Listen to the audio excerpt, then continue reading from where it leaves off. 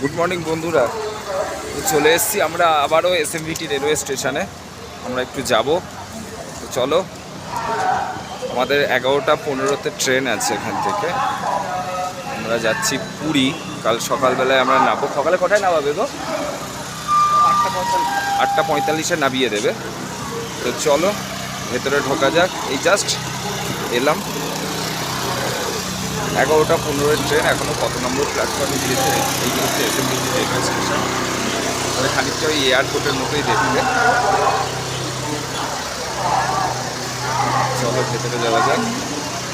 এই যে অর্পণ, এখন আমাদের ব্রেকফাস্ট কিছু হয়নি, আমি যাই ঢুকি, তারপরে গিয়ে দেখি কী খাওয়া যায়।